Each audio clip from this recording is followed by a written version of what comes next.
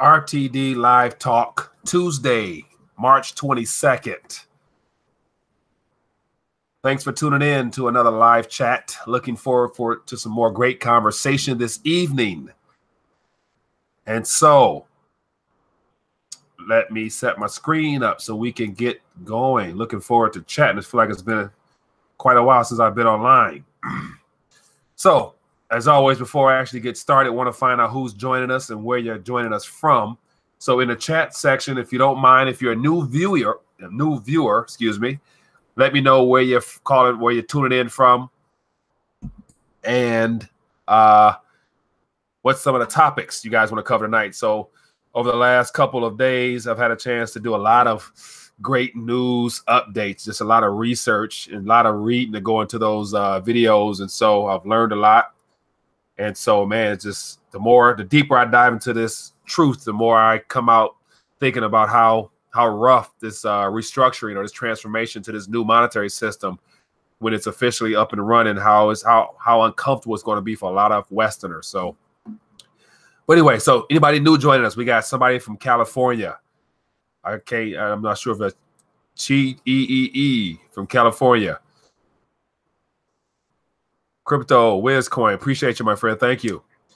Outside Chicago, Mr. Robert. We have Tampa, Florida. Ace One from Farmington Hills, Michigan is in the chat room. Welcome.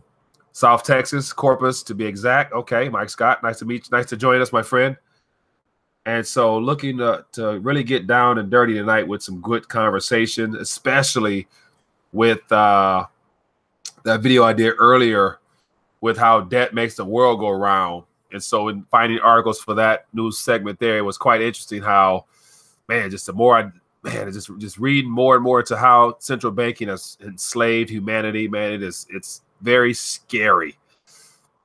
Charlotte, North Carolina, Lauren, nice for you to join us.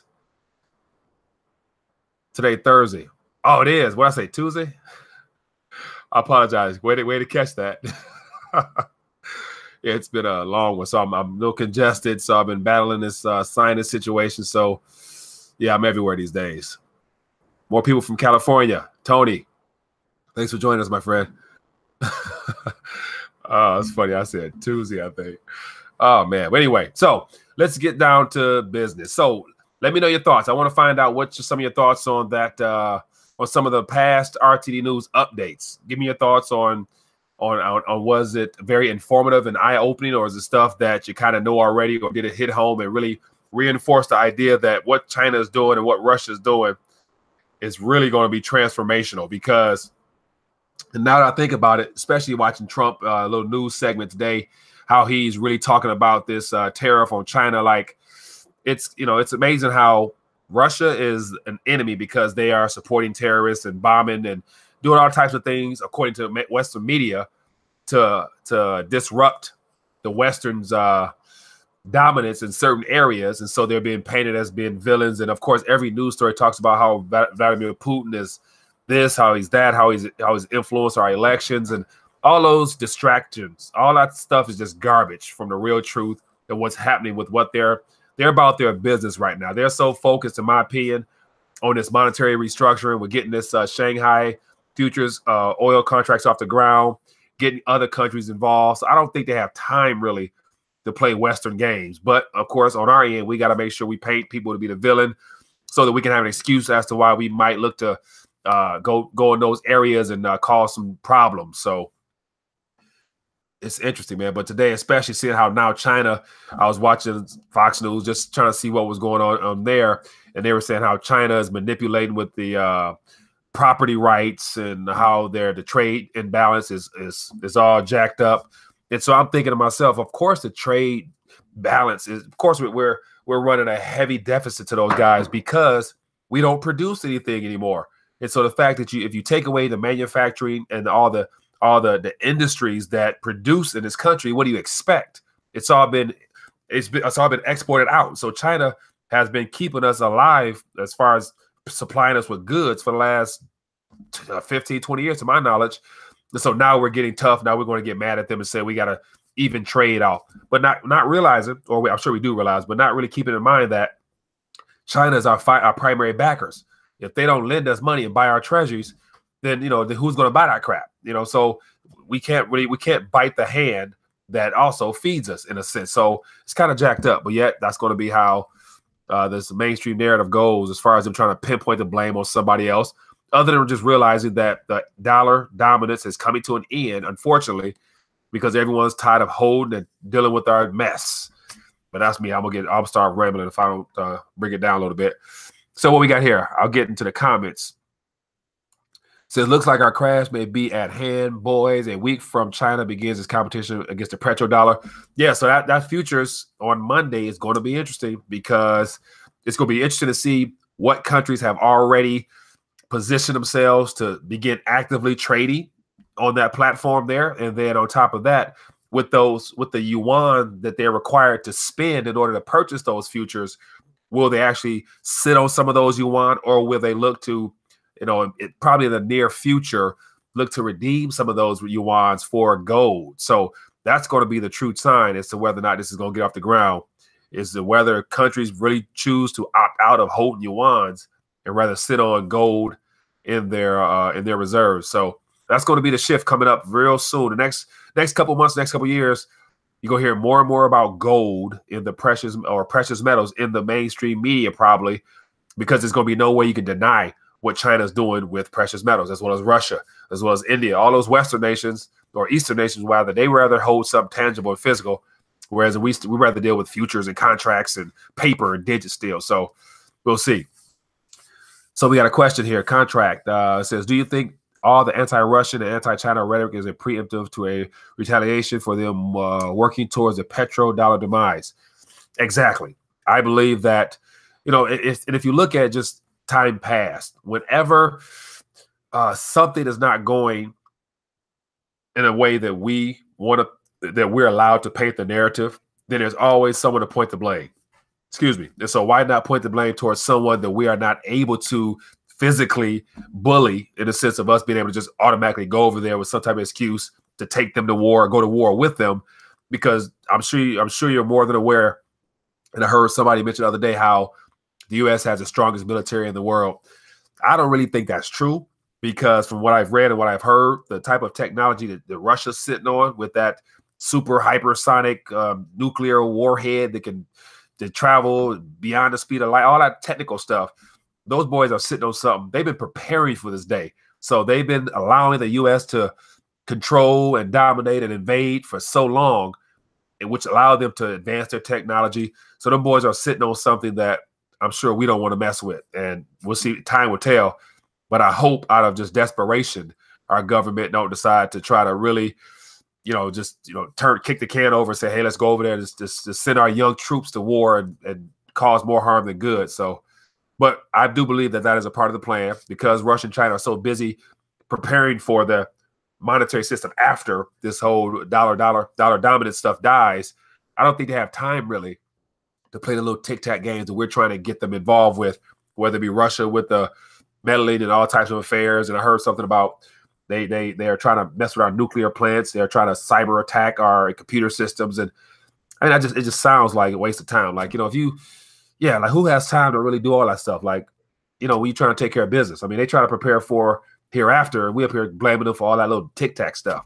So that's just my opinion. But yeah, we're looking for excuses, and who else to point the blame to other than people we can't directly beat them like we could if it was a Middle Eastern country, or say, for example, Venezuela. How Trump is talking about possibly, considering sending troops or something like that. Like, it's no possibly, or it's no option to think about sending troops to Russia or China. That's that's not options, because they're not having that. But Venezuela, nobody really cares about them in a sense, so they can send troops all they want. But we'll see. Excuse me, as I mentioned, I'm congested. So, but yeah, what else we got here? It says March 26th. Yep, says seems to be the rest of the world is tired of the U.S. to buy oil. Very true, and that's the thing. Like, after what? More than 80 years, almost a century now, a century of the Federal Reserve being in existence, it's just a matter of time before every fiat currency runs its course. It so happens that typically I hear 30 to 40 years is the average lifespan of a currency. But when it comes to the reserve currency, and in this technical age we're living in, where everything is more digits than anything else. And now we've gotten 70, 80 years of it being the dominant currency. And so it's unfortunate that it's going to come to an end in a very uncomfortable way, because all we know in the Western world, it now is digits as far as using our credit cards, debit cards. And so we're just basically just doing everything, electronically. So we don't even have the real privilege of even having enough cash in existence to even back up all those digits. So so the transformation is going to be that much more tougher, because even when the bank system had their hiccups and they shut down accounts, whatever that might happen, there won't be no way to go to ATM to get enough cash, because there's not enough cash in existence to balance off all the digits that's been created because of fractional reserve banking. So that plays right into the central banksters, the video I did earlier, and how just in looking at that, and more so focusing on their balance sheet, how they have over 21 or 24 trillion dollars that they brought into existence just to save the banking system and then to stimulate the economy.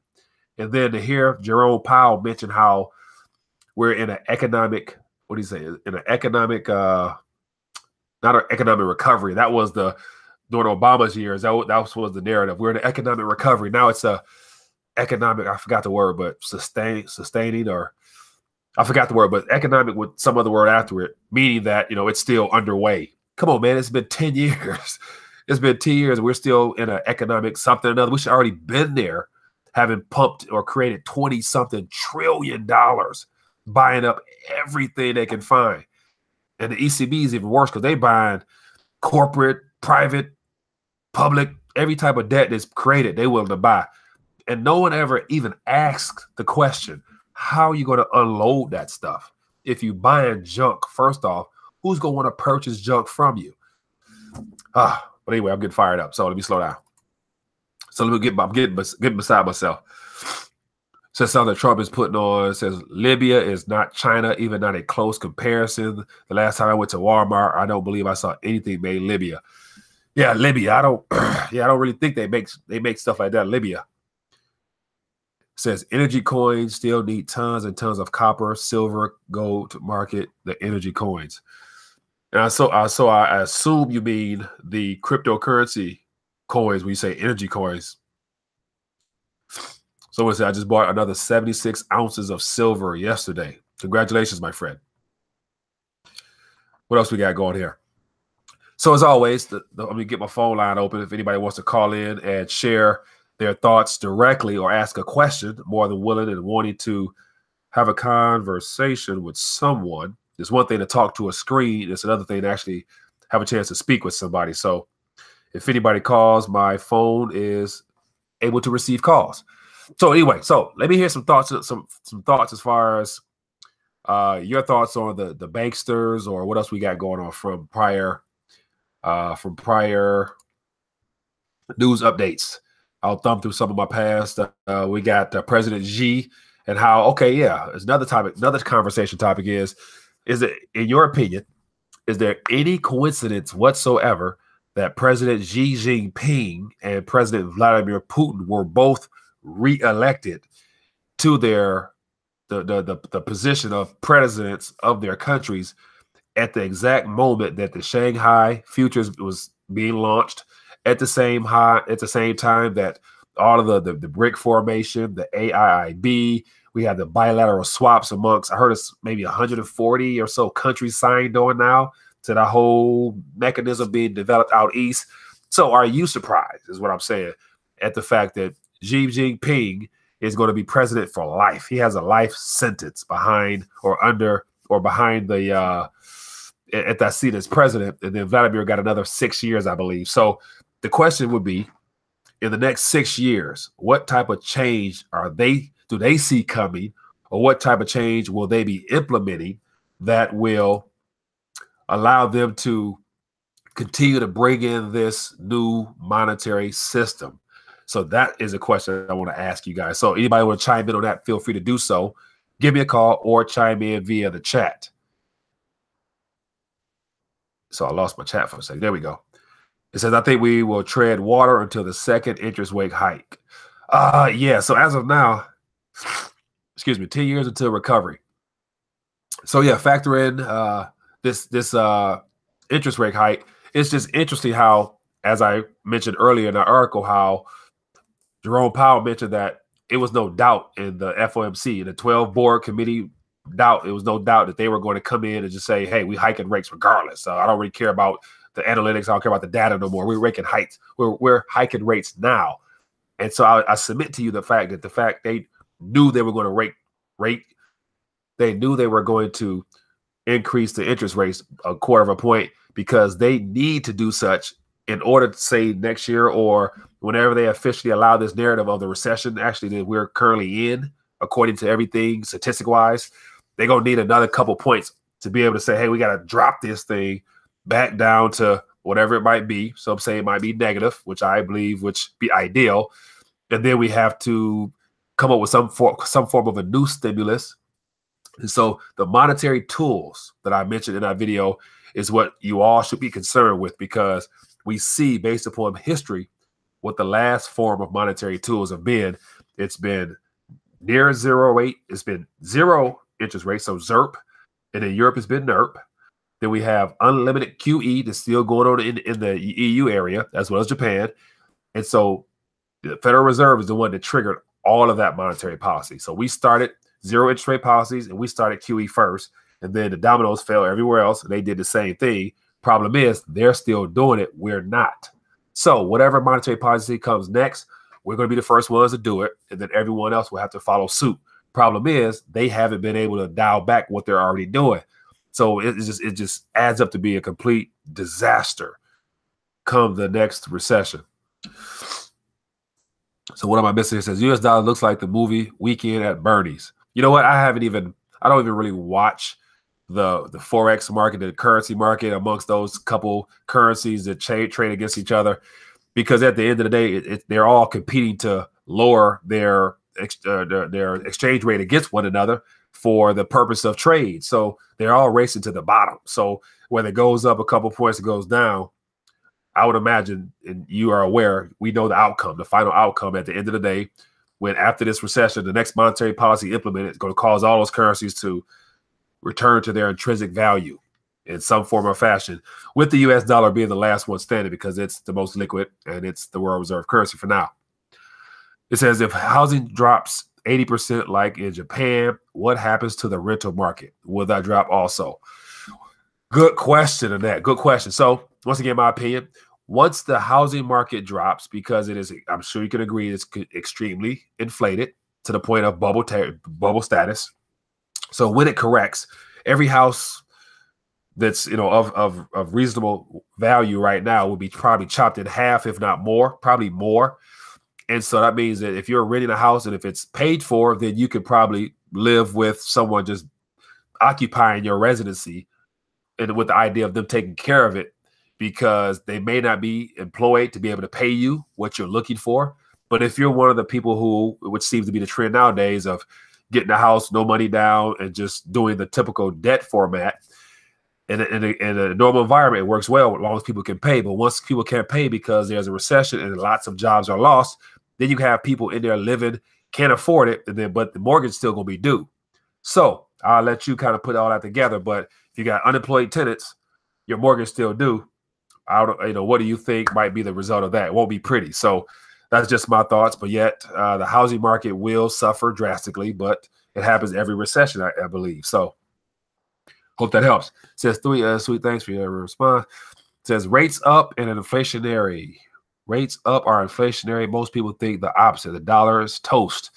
Very, very true. Very true. So the whole goal is in quantitative tightening. Like, okay, here's another off the topic thing. Who would have ever thought? And me personally, I wasn't really in tune to. I'm losing my head.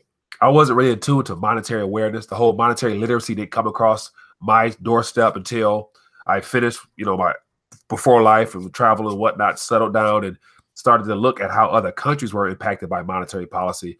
And that's when I started wondering, how do we function here? And that's kind of my eye-opening moment. And so since then, in reading and studying the history, I would imagine that 10, 15, 20 years ago, especially, could no one have imagined it being at zero interest rates, where the price discovery of borrowing was at zero, And they would be using words such as quantitative easing and then introducing quantitative tightening, along with trying to raise interest rates. So we have two extremes, in my opinion, which is all and it's all exploratory. I mean, explore the other word, yeah. It's all a losing my train of thought. It's all a monetary experiment, and we are living in the midst of it, and that is what's very concerning. Because one of the articles I did earlier, they talked about how the idea of actually borrowing and debt. It was actually the article by the Rothschilds. I'm not sure if it was really the Rothschild or whatnot, but very informative on the idea of debt. It says basically because we're in a credit-driven society, credit is basically reaching into the future to live off money, live off future earnings today. And so the fact we've already indebted the next generation to the tune of 21 trillion, plus all the entitlements, there's been more reaching into the future than will be there for us to enjoy in the future, because we brought forth our future prosperity to today. And so just looking ahead, there is no way of truly enjoying anything beyond these moments right now, because there's nothing but debt up ahead that we can't repay. So it has to be defaulted on or inflated away. And so that means that our children, even my older years, I anticipate the environment around me, the economy around me being very different than right now. So one of the things I always tell people is to make sure that you're very grateful for the moments you have now, and keep this in mind for those that have had a chance to travel. Even if you haven't had a chance to travel, living in this country here, you are doing better than majority of the rest of this planet. And so the fact that you're able to watch this right now and chime in via chat or call in or whatever, puts you in a very elite status of people who are living comfortably. If your lights are on, your water's running, you got all your necessities, you're very, very blessed. So enjoy that, because I don't think it's always going to be that way, especially in the years ahead. Let me scroll down.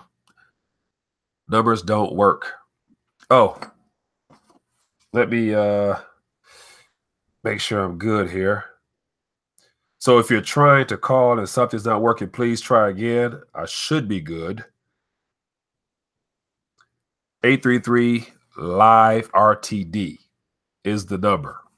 I don't think I've changed it, I don't believe. Yeah.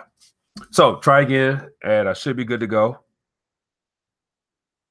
because I paid my phone bill. Anyway, so what else are we missing on here? It says you are going to pay through the nose in premiums with PM if you wait. Yeah. Oh man. Oh, let me tell you something. Oh, I got something I'm gonna put together for you guys. I was actually this past weekend, and I was just wanting to try to do as much reading as I can, and I actually came across an older gold to silver ratio chart that goes back to 1671. And so from 1671 up into that time frame, it was like 1892. And it was beautiful. So I'm going to add to it, and I'm going to put together 331 years of precious metals for you to see. And I think you'll really appreciate that. But we have someone calling. Hello? I'm doing good. 1 second. Hello? Can you hear me all right? Yes, I can. How you doing? What's your name? Can you hear me all right? Yes, I can. What's your name? Where you calling from? My name's Don. Nice to meet you, Don. I'm from DC. Sorry to be. Well, appreciate you calling in. Thank you for tuning in. What's on your mind tonight? I wanted to ask you, since we're about to run out of our future and our children's future, and the logical conclusion of being an empire is we're just going to try and take somebody else's, who do you think we will try to go after? Do you think we can try to squeeze the Russians more? Is it going to be Syria? Try to go with the greater Israeli plan? What do you think is? What do you think the logical conclusion is? Because I don't think we just go silently into good night.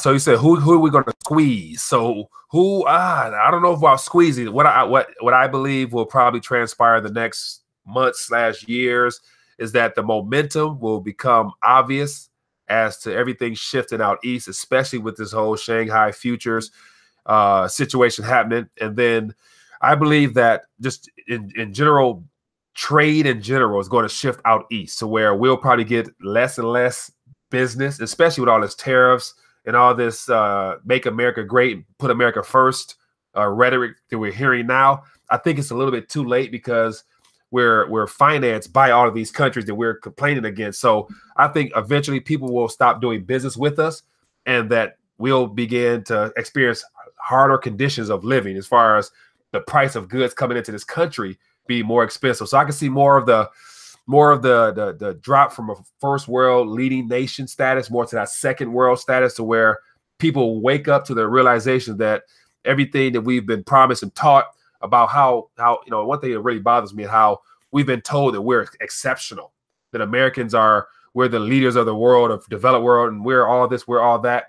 But in actuality, we're not, in my opinion. I believe that we're a group of 300 million people amongst 7 billion, and we're all God's children in a sense, but yet we're no different than those other countries. And I believe we're going to find that. But I don't think it's going to be any event other than us trying to bully somebody in the form of war. And I think if we go to war, China and Russia is going to step in with whoever we go to try to, create the problem with. And that's where we're going to be faced with reality that we're not, our militaries may not be as strong as we're told as well. So I think wherever we do go, China and Russia will be there to counter that attack. So I don't know if that kind of helps it out. Okay. Can I throw in some couple, maybe a counterpoint? Yeah, go ahead. Please do. Yes. All right. I'm a big fan of the Money GPS. I don't know if you follow his YouTube channel. Oh, yes. He puts out some nice brief content. All right. So he kind of goes into the quantitative easing moved outside of the United States, and you get basically cut QE3, QE4 through foreign central banks buying up the U.S. stock market. And it's kind of been this unholy trinity where we buy other people's foreign bonds, they buy up our stock market, our stock market then buys up our bonds, things of that sort. I'd say Apple, the FANG stocks are big offenders of that, where you have, I think, like the Switzerland Bank and some other ones, buying not just hundreds of billions, but trillions of dollars of equities, and then these companies are turning around and buying our debt. So I think the Anglo Empire, although not as overt, is still quite pervasive. And I don't think, they say, like, I'm a big fan of Greg Hunter, and I watch, like, talked to Naomi Prince and the other girl, Daniel DiMartino Booth, who put together the book Set Up.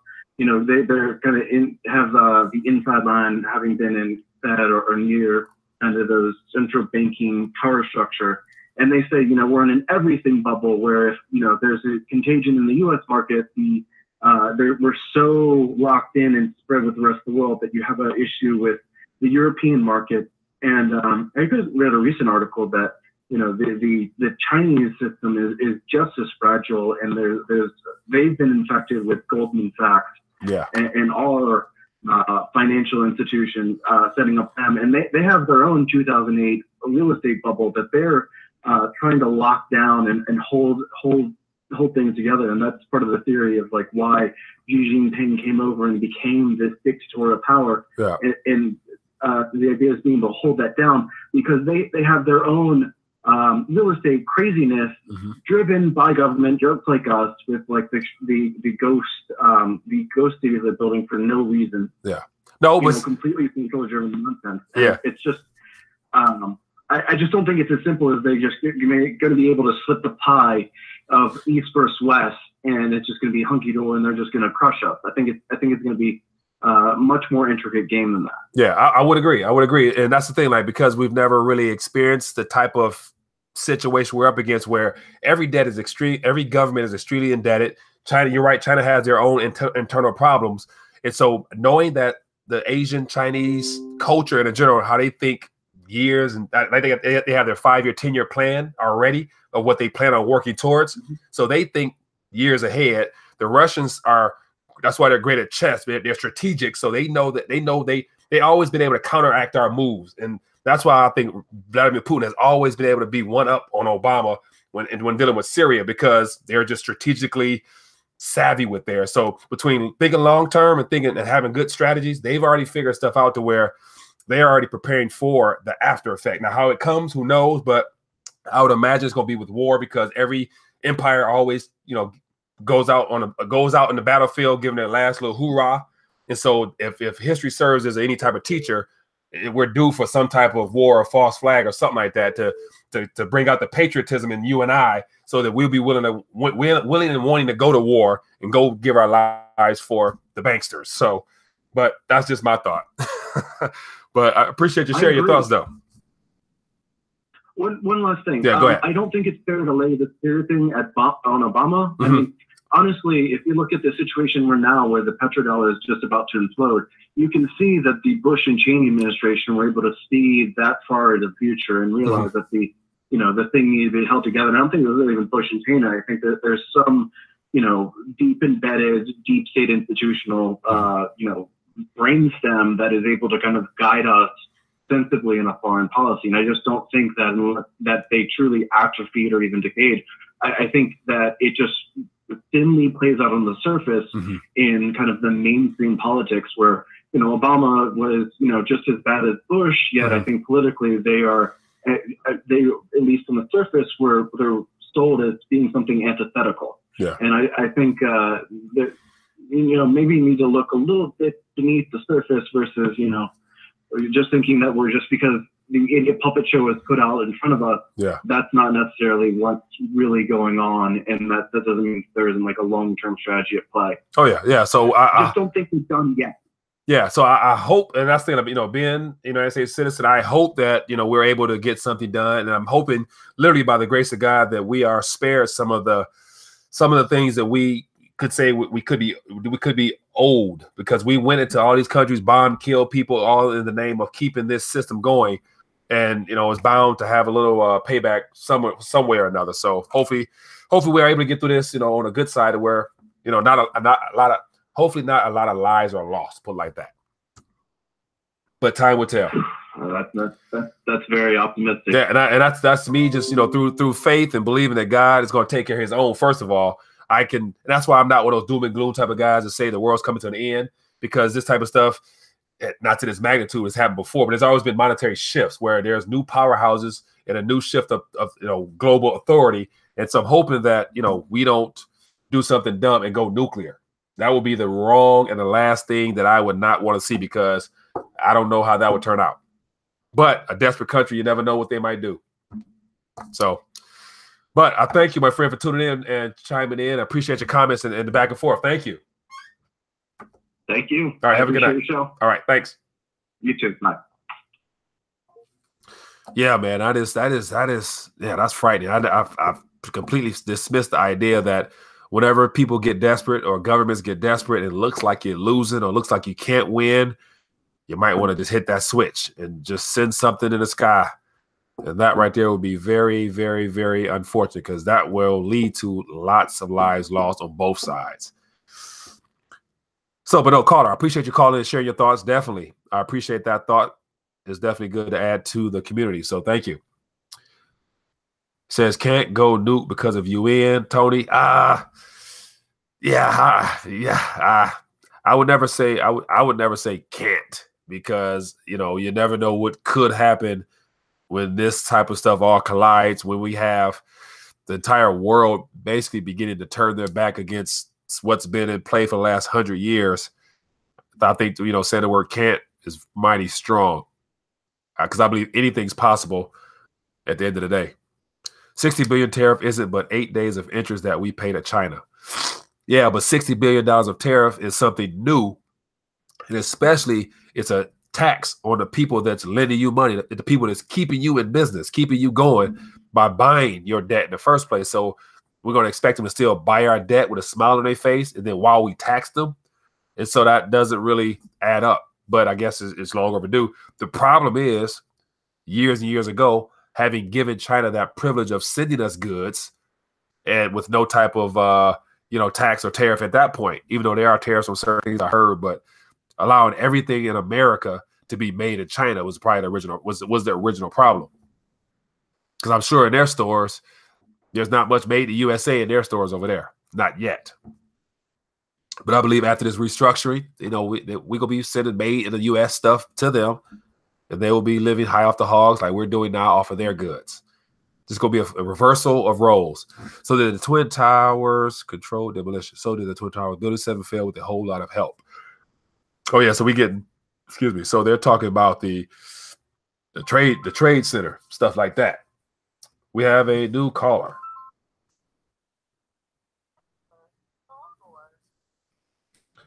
Hello, caller. Hey, Mike, how's it going? I'm doing good. Who's this? Good. This is Tony from Oakland. Tony, how you doing, buddy? Thanks for calling in. Oh, not bad, man. Take care of that cold, man. It's been kicking my butt for 48 hours, buddy. It is rough. That's all right. Hey, I just wanted to holler at you about Venezuela and Maduro down there. Yes, go ahead. I think that's going to be the next position for the war for Trump. He's already said the U.S. citizens can't spend their dollars in cryptos down there. Yeah. And not only that, Russia's in bed with them because of the U.S. sanctions to provide them with food and whatever they need. And of course, they're going to have to pay that back. Yeah. And I just think that the final straw will be the Suez, or not the Suez, but the Panama Canal, because that is our port in order to get our goods through. Yeah. We have to control that. And I think Russia is trying to move in on that territory in order to control that, to control us. But watch this. Are you aware of the fact that China is, they're either beginning or have begun or have finished their own canal in Nicaragua, I believe. I was not aware of that. So there's a Chinese-led initiative that I actually came across this a couple years ago from videos just on YouTube. And China, has a agreement with I think it's Nicaragua to do something similar to Panama, straight across. And of course the Chinese tend to do things at a higher level technology-wise, so it'd probably be done. It's probably done already, if I'm not mistaken, but I'm not sure. But China has plans to do something so that they don't even have to depend upon Panama. So, and I think the U.S. I'm sure tried to do something with that with Nicaragua. Whatever, I think it's Nicaragua, but so yeah, China has their own canal either in the works or about to be finished, of which I'm sure Russia will be allowed to use that one. So I did hear that in 2022 that China was coming into the United States and building a pipeline. I don't know what podcast I was listening to, but I did hear that they had already signed contracts and everything was good, but it'd be in the middle of the next administration's term. So I don't know how much smoke they're blowing up the U.S. People in order to just try to cover over things and paper over things to the thing, because the federal government is all about the federal government, and they ain't gonna tell you what they're doing. Yeah. So I'm looking up. Okay. So I'm looking up the Nicaragua Canal. And it says, formerly the Nicaraguan Canal and Development Project was proposed shipping route through Nicaragua to connect the Caribbean Sea with the Pacific area. And it says, as of now, the status is that it's been canceled. And so it says the original owner was Hong Kong Nicaragua Canal Development Investment Company. So basically an Asian company that was trying to do that. And it said it was supposed to be $50 billion to rival the Panama Canal. So it's canceled as of now. But I would imagine that because it's already been laid out foundation-wise with the schematics or whatever, it's just a matter of flipping that switch on and funding it, and it'll probably be back up and running sometime soon. So, but that was the plan to counteract that the Panama. Appreciation of the dollar goes through. Yeah, and we lose our $700 billion. And I'm sure they wouldn't mind using some of those reserves they have, like they've been doing all around the world with Africa, especially just spending those reserves into infrastructure in Africa. So, a lot of people are sleeping on the fact that Africa is going to be that next diamond in the rough, where a lot of people is going to end up going there, and a lot of opportunity business-wise is going to be there. And I think I feel Africa's going to be the next China. Yeah. So it just moves from one country to the next, and China's going to be the U.S. dollar. I mean, that's the way it's been for centuries. Yeah, I do agree, my friend. I do agree. So yeah, Africa is the place where it's going to be next. So if you can, get your flight down there and go start a business. I go live down there. Go back to where we come from, right? Good one. Talking at you, Mike. All right, my friend. Take care friend. of yourself, brother. Appreciate you. I will. Take Thank care. you. Yeah. No worries. Bye. Yeah, man. Africa is going to be the next spot where everyone is trying to get to. Nothing but opportunity down there, especially so much natural resources down there. There's so much. I've yet to go, but looking forward to going. But man, I would love to go on a safari hunt or something like that. China is developing Nigeria right now. Very true. Yes, that's the thing, that China's everywhere, man. China, and that's the thing, the fact they think so far ahead. They're very patient with theirs. They've slowly but surely collecting, and these Chinese or the treasuries, and use them for their own interest, and basically reinvest in those things, doing what we got away from here as Americans. Like one of the articles talk about how if you borrow a lot of money and you spend it on junk that doesn't produce nothing, you're stuck with a debt that you have to pay back. Whereas in China, they lend us money, use our debt to go build up Africa so that they can have a piece of the pie anywhere it goes. They got stuff going in Cuba. They got stuff going to Jamaica. So all the Caribbean area, China's investing in right now. They're smart with theirs. So yeah, it's no surprise that things are shifting. So the president of Ghana is turning into a much better place. It says very good policies compared to the other African nations. Ghana. Yeah, that's one thing I don't have a chance in looking into much of the African continent. And speaking of which, the gentleman that wrote this book here, When Money Destroys Nations, Philip Haslam, he's going to join me, I believe, on Monday or Tuesday for an RTD Live Talk. And so he's from South Africa, born and raised in South Africa, and he's going to share with me what's happening right now in South Africa. So I'm interested to find out all the details of what's happening there from his perspective, since it's, turned into a racially divisive type of situation down there. It says that China was acquiring gold the whole time. Very true. And so the question is from John, who is QAnon? I need education. And so, John, I'm along with you. Excuse me. I've heard it mentioned a lot, but I have never looked into QAnon. And so since you asked that question, I'm about to look it up right now and see what pops up. It says, who is QAnon? The Storm Conspiracy. QAnon, we have algorithm. Who is QAnon? October 2017, October 2017, someone calling themselves Q began posting a series of cryptic messages on a web forum called 4chan in a subcategory called Under Politics, titled Calm Before the Storm. It says, in reference to the mysterious Trump quote from early October, Q, aka QAnon, claimed to be a high-level government. Let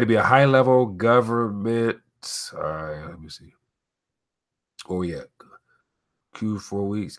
Purpose Q Forest. A high-level government insider with special Q clearance hits the name. Tax was posting crumbs for the purpose of covertly informing patriots about Donald Trump's master plan to rout the deep state and the whole globalist Rothschild structure above them. So, according to this article here, QAnon is a insider to the United States government that knows some things, that shared his insight on a blog forum. So whatever that's worth. It says Q is supposedly connected to the Trump administration. Man, this is kicking me. He puts out stuff in like one-liners. And so what's interesting is that, beyond the fact that I guess it seems to be credible information, I don't know if he's revealed anything that's a mystery, but I know a lot of other alternative bloggers tend to share that information as if it's like gospel or something. So I guess it is credible information. It says Q equals controlled opposition. Surely they can track this IPS address.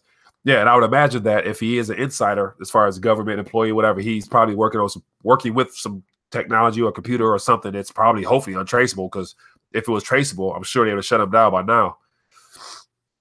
Q probably just more appeasing. Trump makes Q hand gestures. Q equals distraction. Very much so. Very much so. They can't track him. That's just it. Well, if they can't track him, he must be a real true inside information, inside, agent or whatever, because he knows how to get around being tracked, which is very good for him. Some dudes be leaning on the Q real hard. Q is for 4chan LARP. He operates off the dark web, I believe. Interesting. Yeah, so I learned something tonight about QAnon. Yeah, hopefully, he gives us something that we can actually believe in, or tell us some information is viable, other than just more of that spooky stuff. I really started to be troubled by the whole dark, pessimistic, end of the world type of commentary out there now, because so many people are pumping fear. Like, these times are very concerning, but then that's, once again, that's what faith is for. That's what you're supposed to have, something greater and higher for yourself to believe in that will, protect you from, what's already planned. It's already written. It's not like this stuff's not a mystery. It's a mystery to us, but it's not a mystery to God himself. But anyway, Cliff High is Q High is Cliff High. Yeah, he's a pretty knowledgeable young man. So we have another caller.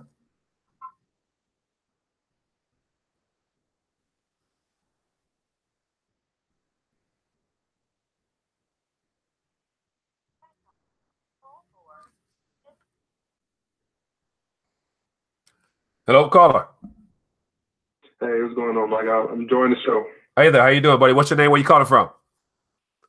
Kenny, and I'm calling from Pensacola, Florida. Kenny from Pensacola, Florida. Thanks for tuning in, my friend. How are you doing this evening? I'm doing well. I just have a question about Venezuela. Yes, please go ahead. So I looked at Venezuela, and apparently they did a global reset. So I saw the palladium, platinum, gold, and silver. It seemed like their prices just rose up like hundreds of thousands of percent. I don't know if you had a chance to look at that, but it denominated. Could you please denominated in what? What currency? It was in their currency. So if you look at so it happened on February 9th. Yeah. So if you put Venezuela gold price, and just look up from it usually something comes up on Google in the past 2 years, and you just look at from February 9th, it's just this huge spike. So I'm thinking maybe they were manipulating the price, kind of like how they do shorts with us, silver and gold here, and maybe they just let it go. I'm not sure, but could you please just discuss maybe the global reset? Yes, how that actually works. Okay, so that's not a problem at all. So one thing I've strayed away from, which most people seem to be going with, is actually called a reset, to where you starting over at zero. Like, when I hear the word reset, I think about starting over at zero.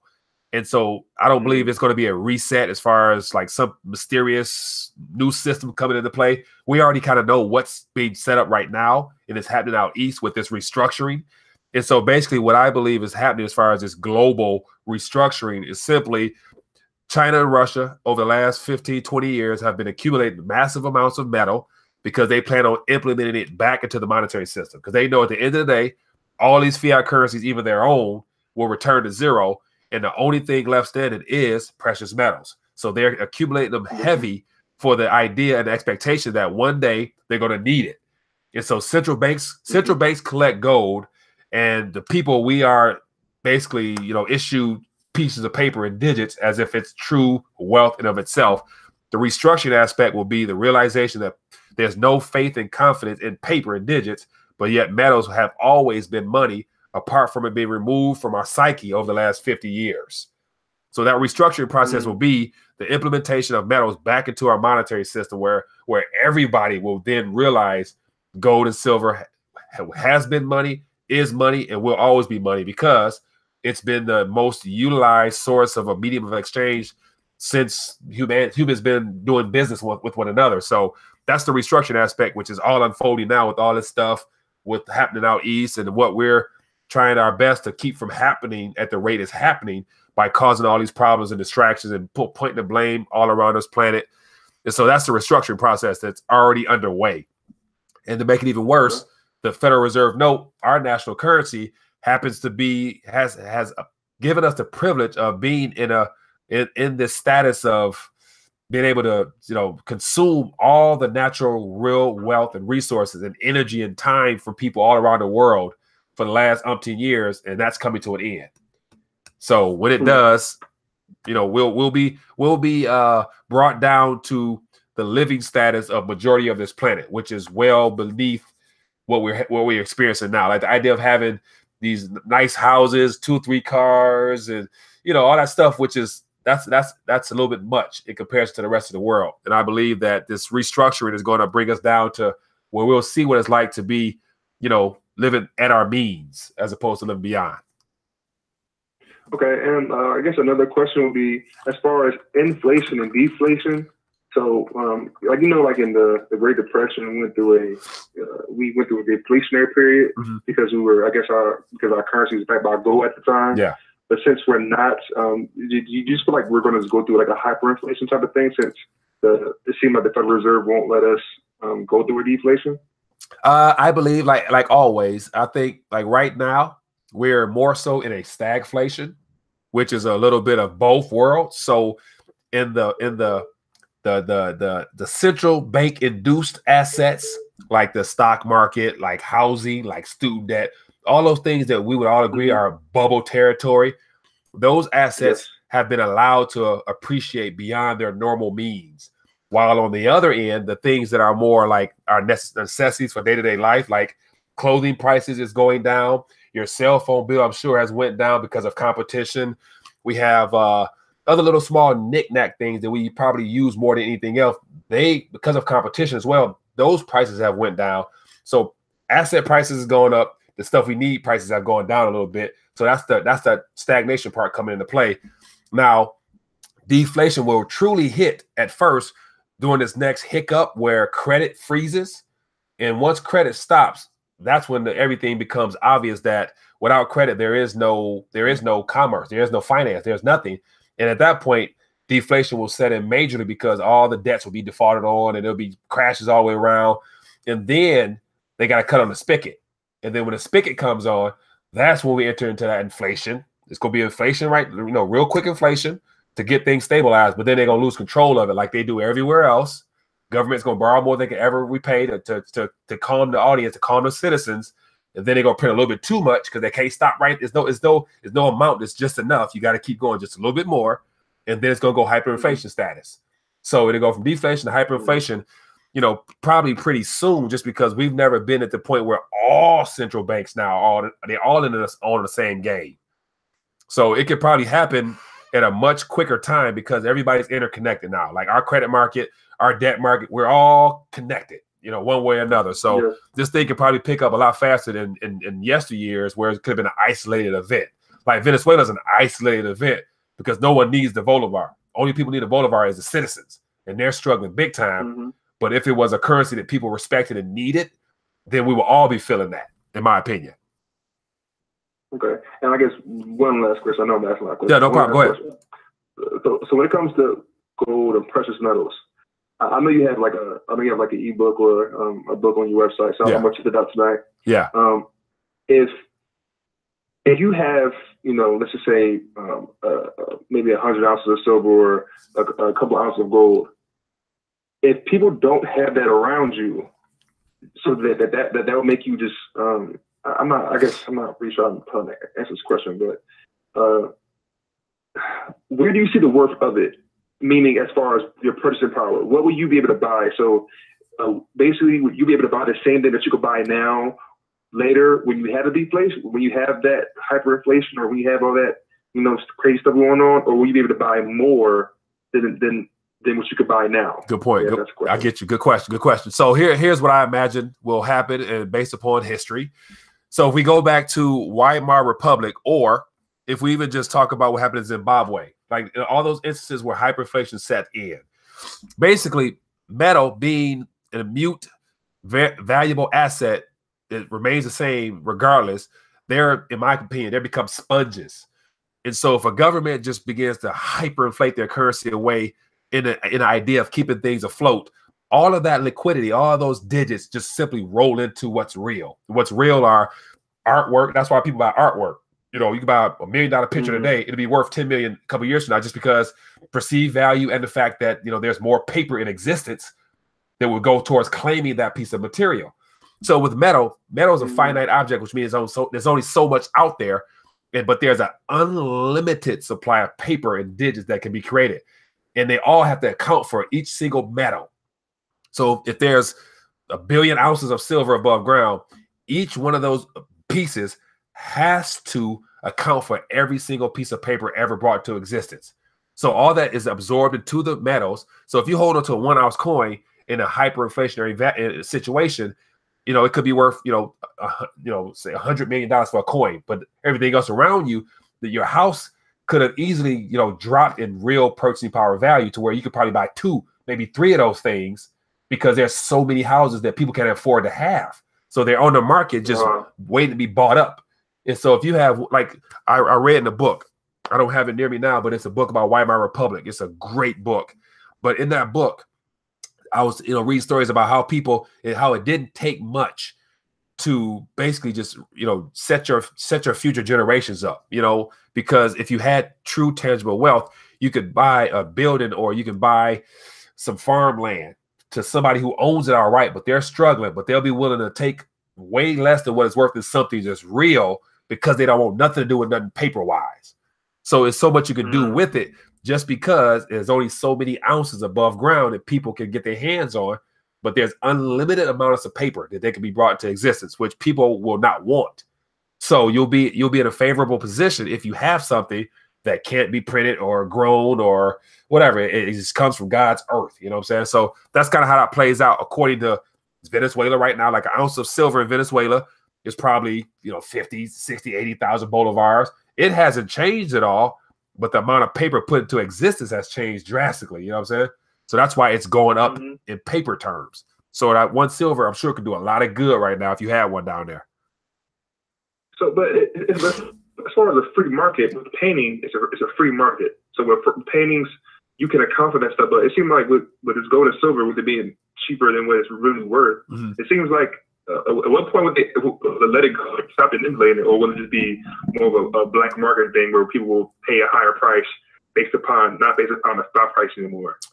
Good question. I believe that, if things get so bad to where people, because most times when I believe based upon history, most time people, when stuff starts to really hit the fan, if prices go up, they blame prices. They say the store, they say the government, they say, that this particular entity is the reason why it's happening. But by the time they realize it's not anything they see with their eyes other than the monetary policy, that is the reason why there's so many pieces of paper coming their way. And at that point, that's when they realize that, the paper isn't worth anything. And at that point, that's when the metal becomes so valuable that most people, unless you actually have to get rid of it for your own survival, you may not want to part ways with it because you'll never truly get what it's worth in an environment where they're still printing massively. So if you traded an ounce of silver today, for say in a hyperinflationary environment, so say if it was 80,000 bolivars right now, it's good to say by the end of this year, they're going to print more paper. So it might be worth 1 million bolivars. And so you'd be like, man, I don't want to get rid of my 1 ounce when I know that it's going to be worth more later on because there's more paper coming. So it's always going to be linked to how many digits and how many pieces of paper they're putting into existence. And until it's a complete collapse where they just stop printing that piece of paper and try to balance things out and issue some new form of currency to reevaluate all of that, you'll be better off just keeping that metal until you can actually buy something tangible and physical as well that you'll be willing to sit on for a while. Of course, this is all my opinion, of course. I understand, Mike. I really appreciate the conversation. I appreciate it. Thank you. Thank you, my friend. Appreciate the questions. Bye-bye. Have a good one. Very good, man. I appreciate that. So yeah, that's the thing. Like, yeah, Tony, good point. Like that's the thing. Like we're in a time where never before has the entire world been so saturated in paper and digits. And I'm talking about, most people think about hyperinflation. They think about just papers, like just, printing all types of high denomination notes. But yet we don't really take into consideration that majority of the digits, majority of the Federal Reserve in existent notes wise is all digits. And so I got a graph, I got to find it on my website, but the total amount of Federal Reserve digits in existence is like 30, 40 trillion, if I'm not probably wrong or whatever. And there's only 1.56, 1.8 trillion pieces of paper to account for that. So we're going to have a much worse problem with the digits than we are the paper.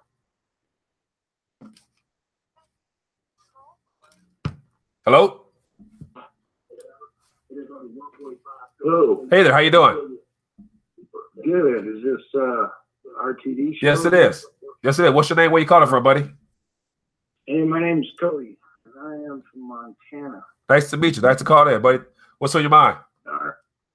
well, I want your opinion on something. Last fall, we're looking at this launch of this gold back yuan coming in the end of this month. So last fall, Trump tweeted out that he was going to Saudi Arabia. This was just before the Asia meeting, and he was going to talk to them about the dollar.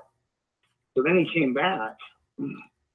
Nothing was said about the dollar, but immediately he opened up the waters around the United States for drilling. Okay, so here's my opinion. What's your fix on this? Okay, go ahead. Is Trump trying to become the Saudi Arabia of the world, to sell the oil, to get the gold out of Shanghai and recover our U.S. dollars within the continental United States? Ooh, man, that's a good one. All right, okay, that was a lot of different fronts in one. Okay, so let me start with the drilling off the coast. I believe the whole idea of allowing drilling off the coast was to basically free us from dependence upon the Middle Eastern OPEC nations and whatnot, because we are heavily influenced by what they do with their own oil over there. So if they want to manipulate the price, we're subject to that. And so I think that in trying to be more independent of them, he's doing the drilling or whatever for our own independence, which is a good thing, because we need all our oil ourselves. Like, we need that stuff here in America, nevertheless to sell it somewhere else.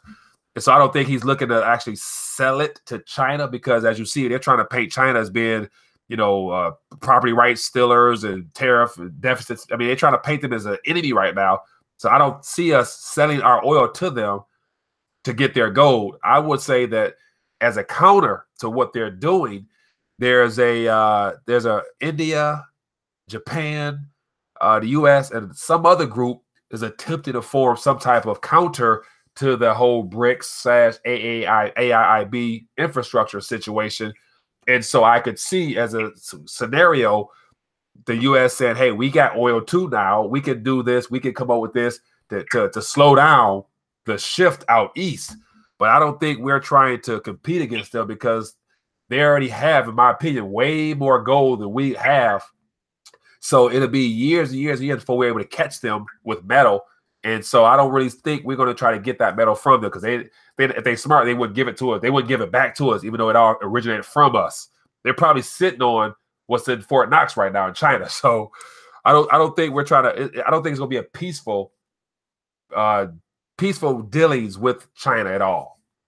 If that answers your question. Yeah, that's interesting. I guess the only, we broke the treaty, the OPEC treaty with Saudi Arabia when we had the Bakken run in North Dakota, and we started selling oil. So there's a whole big conflict going on over there with us and the U.S. dollar. It's just a wreck. Oh, yeah. Now, I wouldn't doubt that the Saudi prince was in town, or is in town right now today. I'm not sure but he was last couple of days or so.